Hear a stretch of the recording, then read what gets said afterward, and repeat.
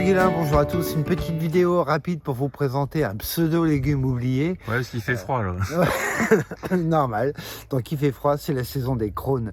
Alors je parlais de pseudo-légumes oubliés parce que les crônes, ça a été l'œuvre de deux hommes fabuleux, Auguste Payeux et Désiré Bois, à qui on doit beaucoup sur l'acclimatation et la recherche dans les légumes. Donc c'est un légume qu'ils ont introduit à la fin du 19e, début du 20e.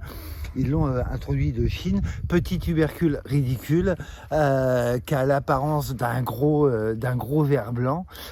Au niveau du goût, alors quelques-uns trouvent ça délicieux, moi je trouve que c'est pas passionnant, ça n'a pas beaucoup de goût, d'ailleurs ça se prépare souvent en ail persil, si on met de l'ail et du persil, c'est que ça doit pas avoir énormément de goût, sinon on n'en mettrait pas. Ah mais la texture elle est vraiment chouette je trouve. Voilà, c'est craquant, voilà, c'est exactement ça, texture craquante, croquante, plaisant à l'œil aussi, hein, ça compte, mine de rien.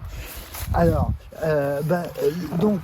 plante vivace par ses tubercules et qui n'est pas persistante, c'est-à-dire qu'en hiver, le feuillage gèle. Donc, c'est-à-dire qu'en hiver, on gratte, on fouille et... Ah tiens, voilà, ils sont là. Donc ça nous donne ces espèces de gros asticots. Bonne nouvelle, on ne les épluche pas, hein. On les brosse, ça va largement suffire. Bonne nouvelle aussi avec les crônes, le plus dur c'est pas de les cultiver, c'est de s'en débarrasser. Donc ils vont revenir, il y en a toujours un qui reste dans le sol, c'est ce qui s'est passé ici hein, d'ailleurs. Hein. Il y en a toujours un peu qui reste et qui repart. Plante tout à fait étonnante, même famille que la menthe, une labier, et donc ça ressemble à de la menthe, c'est absolument incroyable. Imaginez une menthe quand c'est en végétation, mais qui n'a aucun parfum. Voilà, pas de ravage. C'est vrai que les feuilles ressemblent vraiment à de la menthe. Ah ouais, c'est étonnant. Hein. Ouais. Et pas de ravageurs, pas de maladie. Voilà, vous le plantez, vous le récolterez, il y a aucun doute là-dessus.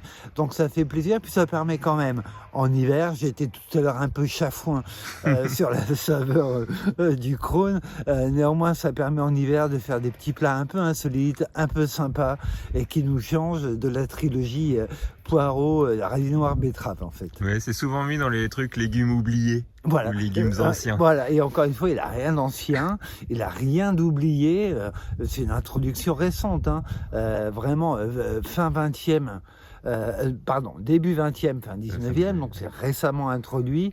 La première fois que ça a été cultivé en masse, c'est par Auguste Payeux dans son village de Crône, en région parisienne, d'où son nom, Crône. Bah super, cultiver des crônes. Voilà, ou alors c'est le contraire, parfois c'est eux qui nous cultivent un peu. Merci Xavier, à bientôt. Très bientôt.